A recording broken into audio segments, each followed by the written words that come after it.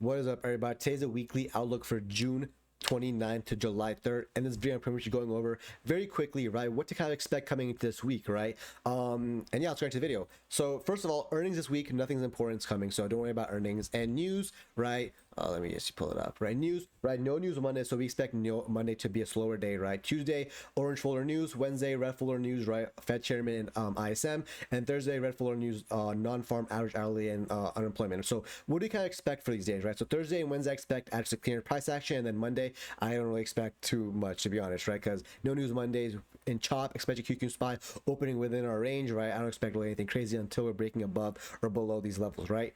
So yeah, what names am I going to be looking at for next week, right? So if you guys have been, paying attention, we've been in a big downtrend on these tech names, right? Tech names have been getting quite the beating recently, right? Apple clearly not looking right, very bullish, right? Even though we are bouncing off this kind of demand zone, right?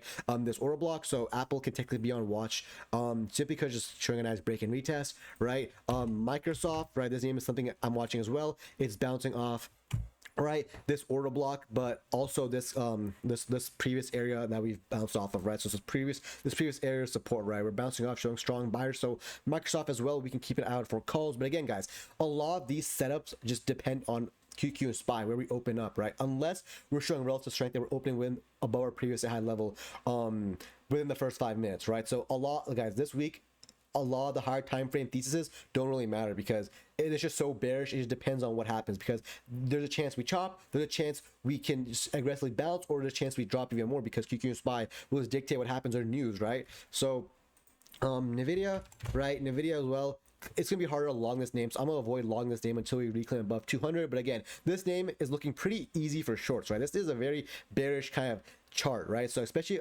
because we're below 200, right? If we're opening below our previously low level and we're showing bearish price on QQ SPY, I'm gonna keep it on Nvidia, right? Palantir, right?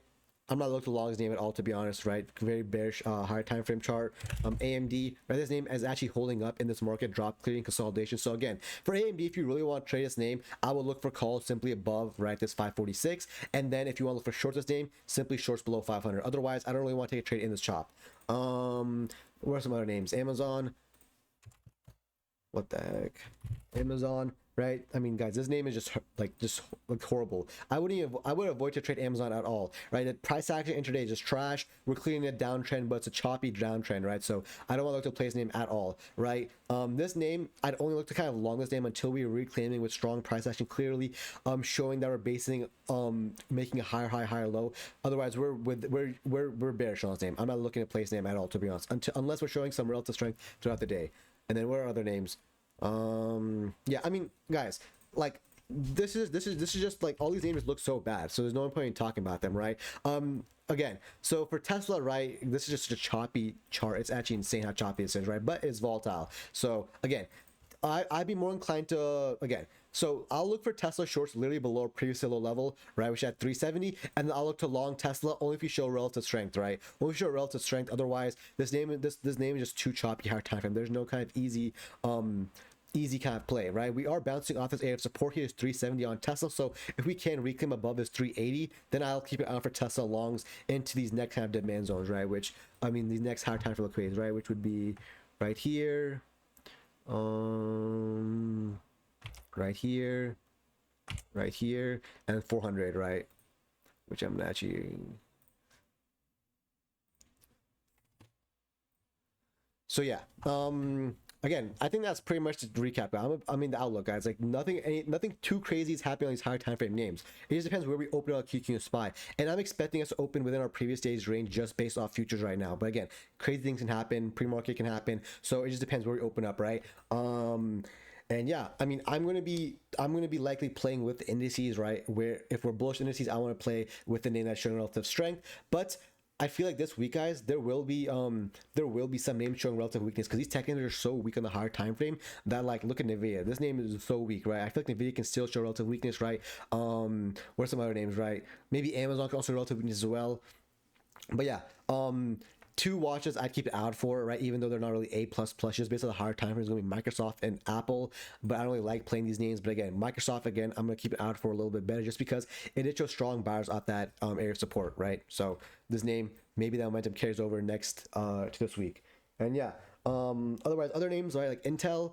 What the hell's this arrow? Right, Intel, these names are way too choppy to play until we're showing some strength or above our levels, right? I don't know if I talked about Intel, right? But again, I'm looking at Intel, right, above this 150, this 135, I meant 135. We can show strong break and reaches us 135. Then you can look to long this name into all-time highs. Hood, we keep on Hood as well above 100 reclaim. Otherwise, no point really day trading this. If we don't have any strong momentum. And yeah, SNDK and MU, I don't really recommend trading these on options just because it's just way too volatile. If you have shares would probably be the best option on these names for sure. And yeah, that's pretty much trade recap. If you guys have any questions, join us down below. You don't forget to like and subscribe. And yeah, I mean, the game plan coming into this week is going to be seeing where we open up tomorrow and the price action we have, right? So being patient for sure will go a long way this week because we don't have easy kind of setups, right? It's not easy to kind of judge momentum because we're chopping, right? Otherwise, last 2 months, like 2 months ago, right, when we were going straight up every single week, right, we're long in this name, we're long in this name, we're long in this name. Otherwise, now we have to be a little more cautious and see which names are showing strength and weakness. So yeah, I think that's pretty much it. Yeah, peace.